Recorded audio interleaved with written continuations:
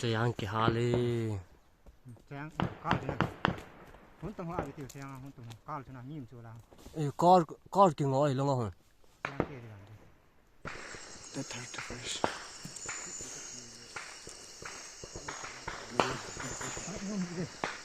Sige ba punggu makailang apa na hoy sila halta.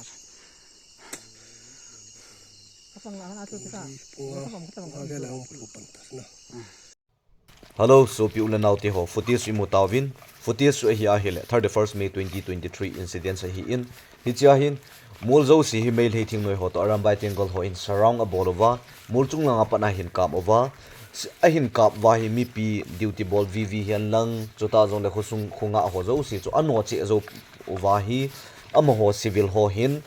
chingdai area a hin hal pat wa hi in hi chi chun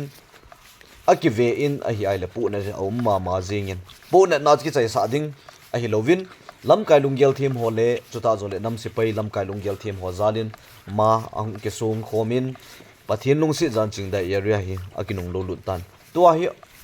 galmi te hung kun wa zong le ki chat na de ta poi aje jo pathin hat na sunga ki pang a hin ahung wa hi le ki bol to pi ding no thei chan jong ki no ki na lai ding a hi e ki chat ding ta pon e chu nam mi te ho pan la na hi alo pi be se jengin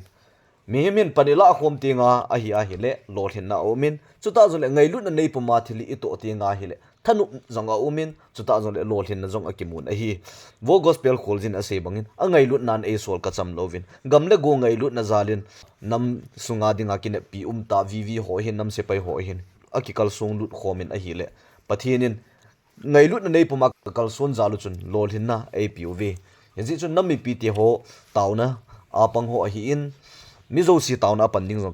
ka ging chan chuta zo sumle pai chuta zo thale zunga pan la ho zala lol hin ai chanu hi isi chun thasi ji po hite e ho hi thu satna hi le pidi seiding ham agang chala mo thanup ai la le mo sat gang chal cham kha upal dap gang chal ti a hi ovin nisa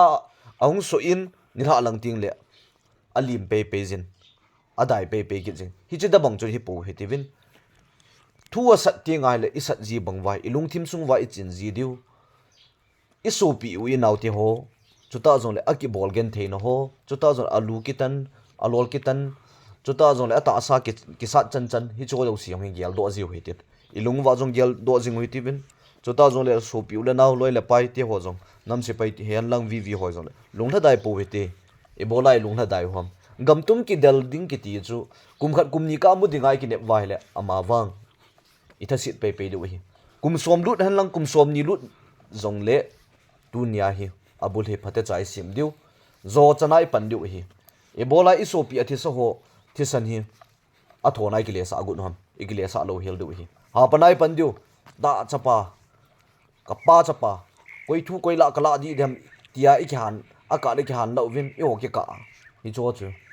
toy gal mi te khutna nung chon lo wai pan pha lo hi in yezi achu pathian thu sei jong ngai diu pathian o gin jong ngai ji du aji chu pathian hinga ha tawa I taw hin pathian tu ni chan gya ei pan pin te hoi isu min lo diu hi yezi chu so pi la naw te mun chom choma mo lung neu hi taw e bolai lung neu diu ham pathian pha sa la phat khat ting le I lung tu mu pathian lung de la ma I bol wa hi le pathian ei pi tho tho diu chu pathian khat ve le ikile sa ki diu hi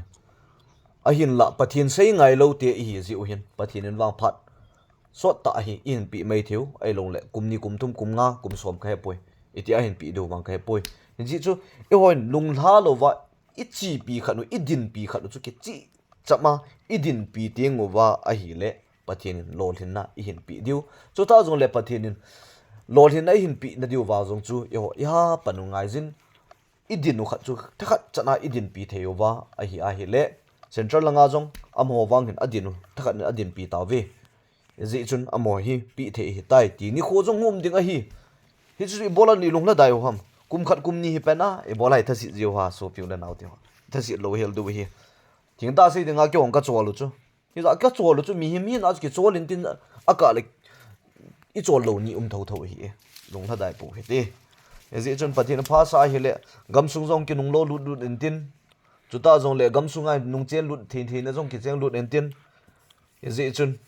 yo sung ki ka kina ki bo ho he nong se tan pai hau hiti yo ki ka ai kina na wa hi le ipiti lo the nai mu dio ya ja si hoki ka kina neu si pai tha dio ilam kai khat chu mi the han lang mi mo zong le lungsit ta lam kai to so ji wang heu hite lam kai to so ji het lo ji wa inam piu zong ma cha lo hi in chu ta zong le mi pi zong lungsit ten pan ha la in la zom jingutin lungtha si po hite lam kai hian lang a koi hi zong le su hil bol hil ni o ma hi le so pi khat thi san khat hi nan ki ngai dam to hi tivin machal khom jingu tivin malam no jingu hi te pathin em pha sa hi le khat ve le ilung tup emol in mol so tho tho du hi in hi chinya di chun nga lal po hi te tu ni ni khwai i tu i cha teo khanga dinga foundation isim pi hi in yo phat a imo mu le du ikne vai le i vai ge kha me ilung ge lu hi thon kha me the hi in la hi cho zo si chu a thon na loading in iza kai hang san ta in lunglien ta in pan lau hi tivin phat lut ding a hi alut dong zuin thasi lovin pan ha len la jing hitin nampi in ikinep nau hi mol so te te go hi tivin pathinin